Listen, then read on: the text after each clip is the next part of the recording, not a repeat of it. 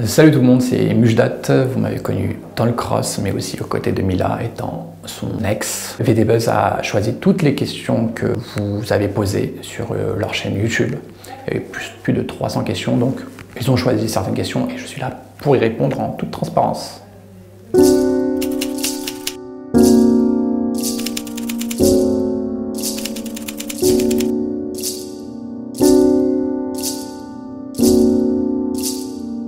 Tout simplement parce que avant que Mila aille dans le cross, on était en couple. Il y a certaines choses qui ne sont pas passées comme prévu. Et il y a certaines choses que je devais voir moi de mes propres yeux. Et quand j'étais à Faro, on m'a fait comprendre que je verrais Mila que en in et pas en off. Et j'étais voir pour voir certaines vérités de mes propres yeux. Pendant des semaines, j'avais pas de nouvelles. J'entendais énormément de choses sur les réseaux sociaux. Et pour moi, il fallait que j'aille chercher la vérité. Mais j'étais pas prêt de ce que j'allais découvrir. Cette question, on me l'a souvent posée, on me l'a souvent dit que j'étais là pour le buzz. Il faut savoir une chose, c'est que l'année dernière, en 2018, quand Mila elle a fait Moundir, m'a proposé de faire Moundir avec elle. J'ai refusé naturellement. On m'a proposé la bataille des couples avec elle, j'ai refusé aussi. Parce que je voulais pas être médiatisé, c'était pas du tout mon projet, c'était pas c'est pas du tout mon domaine. Ma vie elle est déjà construite, j'avais pas besoin de ça, j'ai pas besoin de faire du buzz pour exister. Parce que j'ai déjà une vie qui est déjà basée, moi j'ai déjà une carrière, donc j'avais pas besoin de rentrer dans le milieu de la télé-réalité pour exister. Même les interviews, j'avais refusé. Mila même cachait mon visage parce que je voulais garder ce côté anonymat qu'aujourd'hui j'ai pas. Parce qu'aujourd'hui on me reconnaît dans la rue, on me reconnaît à la salle de sport, j'ai changé 3 fois de salle de sport. C'est pas quelque chose qui est forcément facile, mais j'ai pas du tout besoin du buzz. Quand j'arrive dans le cross, pour moi c'est une première. Je rentre, tout de suite j'ai des caméras sur moi. Je connais personne dans la villa. J'espère qu'une seule chose, c'est que la personne pour qui je suis venu, qui est Mila, elle va pas retourner sa veste et qu'elle va assumer notre relation. C'est très compliqué pour moi parce que je sais pas ce que je vais découvrir derrière cette porte. Et tout se passe en in, rien ne se passe en off. Donc j'ai affaire à 14 ou je sais plus 19 personnes. Je les connais pas du tout, eux se connaissent tous, il y a déjà eu des histoires, il y a déjà eu un passé de quelques semaines qu'ils ont passé ensemble. Et moi je sais pas du tout ce qui s'est passé dedans. Donc quand j'arrive, naturellement je suis mec de Mila, donc j'arrive en tant que mec de Mila. On me fait vite comprendre que je suis pas le bien arrivé. Croyez-moi, c'était très très dur parce que je m'y attendais pas du tout à ça. Pas du tout, j'étais à côté de la plaque.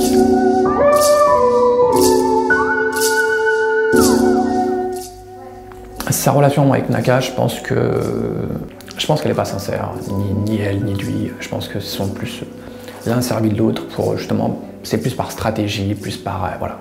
Là pour le coup, je dirais plus pour le buzz qu'autre chose. Enfin, je suis arrivé, je lui dis frérot, je suis avec elle. Le mec il ferme les yeux. Il fait comme si de rien n'était, il fait comme si c'était normal. Depuis le début, tout le monde lui dit que elle est en couple à l'extérieur. Le mec, il ne veut rien savoir, il s'en fout. Donc, moi, demain, je suis avec quelqu'un et qu'on me dit qu'elle est en couple dans mon dos. Tu peux être Mila Jasmine, tu peux être Kim Kardashian, je te bouge. Je cherche même pas à comprendre parce que je peux pas accepter ça. Donc, pour moi, ni l'un ni l'autre, ils n'étaient pas sincères parce qu'elle m'aimait toujours. Elle faisait croire qu'elle était complètement perdue. Sauf, je pense juste que les deux, c'était pour le buzz. C'était stratégie et rien d'autre.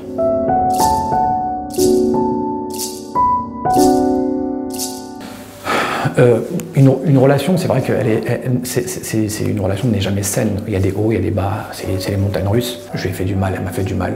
Mais le mal que je lui ai fait n'était jamais volontaire, au contraire. C'était justement parce que je la surprotégeais. Et parce que j'avais un passé qui était pas forcément évident à lui assumer, parce que je lui avais menti dès le début. Donc après, voilà, j'ai assumé et j'ai pris ma relation entièrement, je l'ai assumé complètement. Donc on s'est fait du mal mutuellement et je pense que tant de personnes très intelligentes, on a pu discuter. Je dirais pas pardonner, mais plutôt accepter notre situation. Donc voilà, aujourd'hui les choses ont changé, aujourd'hui on voit les choses différemment, mais oui, je lui ai fait du mal au début, comme elle m'en a fait mal, c'est la vie d'un couple, hein. Il y a des hauts, il y a des bas, c'est pas tout beau tout le temps, mais le principal c'est l'intention qu'on a. Et mon intention c'était de la protéger. Je dirais folie, c'est une histoire de fou, c'est vraiment de la folie, parce qu'on s'aime profondément, c'est très très fort entre nous, c'est très fusionnel, Je pense que ni elle ni moi, on ne peut pas être l'un sans l'autre, étant vraiment amoureux l'un de l'autre. Mais surtout, en fait, il y avait un clivage parce que je comprenais pas le monde dans lequel elle était. Elle faisait de la télé-réalité. Moi, j'étais dans un monde complètement, je vais dire, normal. Moi, mes ex, ça reste des ex. Ça veut dire, elles rentrent pas dans ma vie. Bah, elle, ses ex, bah, c'est le boulot. Donc, elle les côtoie dans des émissions, dans des aventures. Moi, je comprenais pas ça. Pour moi, les ex, ça reste des ex. Tu restes pas en contact, tu suis pas ton ex, tu parles pas avec ton ex. Pour moi, c'est la moindre des choses, parce qu'elle-même me demandait la même chose, donc pour moi, c'était naturel. Mais il m'a fallu vraiment beaucoup de temps pour comprendre et avoir du recul. J'ai compris aujourd'hui son monde, et je respecte le monde dans lequel elle est, donc ça va beaucoup mieux aujourd'hui, les rapports à ce niveau-là.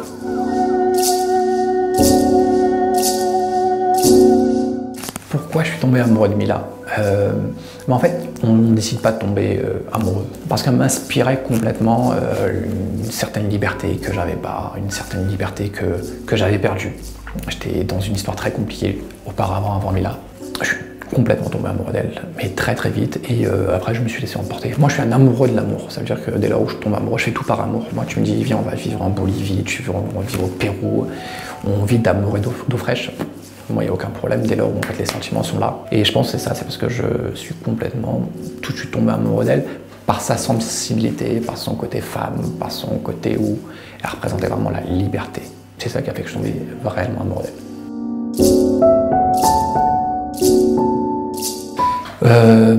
Comment on peut dire que je ne suis pas sincère avec elle? J'ai quand même fait une relation de 2 ans avec elle. J'ai accepté quand même énormément de choses où je l'ai assumé. J'ai assumé auprès de ma famille, j'ai assumé auprès de mes amis parce que ma famille n'était pas pour, donc j'ai tourné quand même le dos à ma famille pour quelqu'un que j'aime complètement. Donc c'est dur d'entendre ces choses-là que je n'étais pas sincère et que, bien au contraire, justement, c'est parce que j'étais sincère et que cette histoire, on va dire, elle a été si tumultueuse, c'est parce que j'étais sincère et parfois je me suis perdu, parfois je comprenais pas, parfois je sentais que j'étais sur un terrain glissant parce que c'était pas mon monde. Donc j'ai été sincère et je pense qu'elle le sait, c'est ce pourquoi ces sentiments sont réciproques et c'est ce pourquoi aujourd'hui on arrive à se parler, échanger, avoir le respect qu'on a l'un pour l'autre, même si voilà, on s'est déchiré comme dans tout, mais on arrive à avoir, se raisonner, se parler vraiment avec sincérité. La relation en sortant du cross, c'est vrai qu'elle est chaotique. Je n'accepte pas. Pour moi, c'est très dur. Je trouve que c'est un manque de respect et c'est de l'humiliation pure et dure.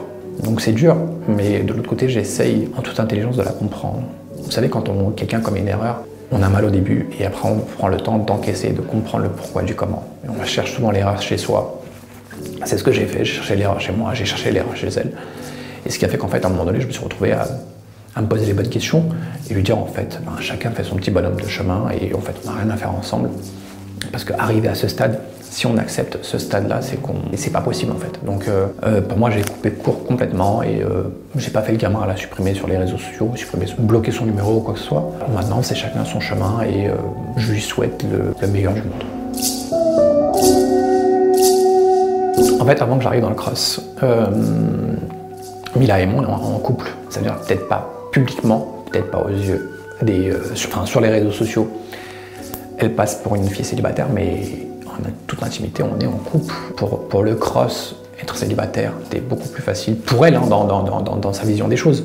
Je ne sais pas pourquoi elle a joué comme ça, mais elle a voulu partir, en tout cas là-bas, elle a prétendu être célibataire alors qu'elle ne l'était pas. Donc non, avant le cross, on était bien en couple. Et quand elle arrive dans le cross, elle est en couple avec moi, elle se fait passer pour une fille célibataire. Et ensuite, en fait, elle se met en couple là-bas sur le cross et c'est ce qui engendre toute la suite derrière.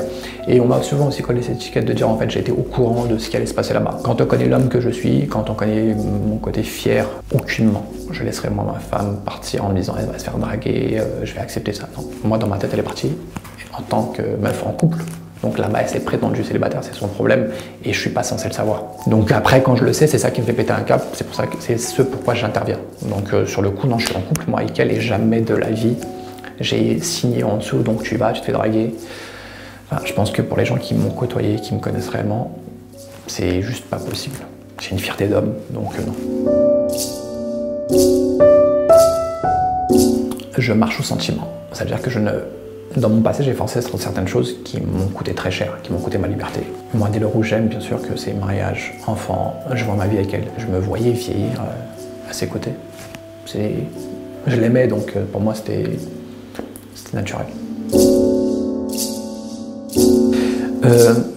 En fait, aujourd'hui, je ne me considère pas comme un candidat de télé-réalité, mais plus comme un guest, comme quelqu'un qu'on a invité. Pour avoir côtoyé quand même une personne de télé-réalité pendant 2 ans, c'est un vrai métier. Je sais qu'il y a beaucoup de personnes qui sous-estiment ce métier, mais pour moi c'est un vrai métier à part entière. C'est un métier qui est respectable. Il y a beaucoup de gens qui dénigrent ce métier. Donc quand je vois l'investissement que mettait Mila dans ses photos, dans ses posts, dans sa présentation, dans son image, c'est fou, c'est un vrai travail au quotidien. Donc je ne me considère pas comme un candidat de télé. Maintenant, s'il y a des propositions, pourquoi pas, voire maintenant, aujourd'hui, maintenant que on me reconnaît et maintenant que ma tête est publique, vraiment, je ne suis pas fermé complètement. Si ça me correspond, pourquoi pas. Non, si je me vois me remettre avec Mila, pas du tout. Pas du tout parce que je suis profondément blessé, je suis profondément déçu. Vous savez, dans un couple, il y a ce côté intimité où on se dit les choses. Et moi, je suis quelqu'un qui parle beaucoup, qui échange beaucoup. Elle aussi, naturellement. Ce qui fait qu'en fait, on arrivait vraiment à faire perdurer notre couple. C'est parce qu'on échangeait, on parlait beaucoup. Donc on a passé des nuits entières à parler, on a refait le monde, on a parlé de notre avenir, on a parlé de nos enfants, le prénom de nos enfants. Donc dès lors, vous êtes déjà dans cette relation. Une trahison qui va arriver derrière. Et vu la sorte de la trahison, c'est très dur à avaler pour un homme. Donc actuellement, non. C'est inconcevable. Je n'y arrive pas. Donc pour moi, sur le coup, c'est pas possible. Là, avec tout ce qui s'est passé, non. Ce qui m'a fait vraiment le plus mal, c'est quand je suis arrivé face à elle dans le cross et que je la regarde dans les yeux. Je lui dis, je suis qui pour toi? Et qu'elle me regarde dans les yeux. Et qu'elle me dit, c'était mon ex. Alors là, je suis tombé vraiment de cet étage. On m'aurait poussé de la tour Eiffel, je n'aurais pas eu aussi mal. Et quand elle me dit ça, en fait, je suis perdu. C'est-à-dire qu'en fait, j'arrive même pas à parler. Je perds la parole. J'ai plus de salive. Et Guirado, au loin, il voit que j'ai plus de salive, il me ramène de l'eau. Tellement j'étais sous le choc, j'ai perdu complètement pied. Donc, quand j'arrive là-bas, j'ai pas les images. C'est-à-dire que je sais pas réellement ce qui s'est passé. Aujourd'hui, je sais ce qui s'est passé. Et ça me fait mal, ça m'arrache le cœur, les images. Parce que c'est la personne que j'aime. On était ensemble. Admettre que la personne que j'aime est en couple officiellement devant la France entière, devant mes amis, mes ennemis, ma famille, c'était très très dur. C'était très très compliqué. Après, je pense qu'elle a perdu pied aussi là-bas. Elle a perdu pied parce que entre les stratégies, le jeu et la réalité, elle était complètement déboussolée, elle était complètement perdue. Mais ça n'enlève en rien au fait qu'on s'est fait des promesses, on s'y tient. Et ça n'a pas été le cas. Donc ouais, les images aujourd'hui m'ont profondément déçu, me font péter aussi des câbles, ce qui est normal, je reste un homme entier. Je ne peux pas me mentir à moi-même.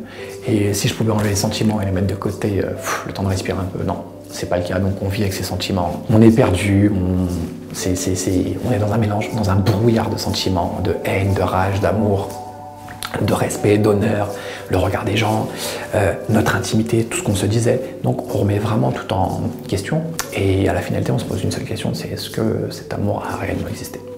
À qui j'ai eu affaire pendant 2 ans. Moi j'arrive, c'est ma femme, c'est ma moitié, c'est celle qui m'a promis. Donc je suis à des années-lumière de savoir ce qui s'est réellement passé. Donc aujourd'hui, avec le recul, avec les images, j'arrive à comprendre certaines choses, mais ça n'empêche que ça me fait très très mal.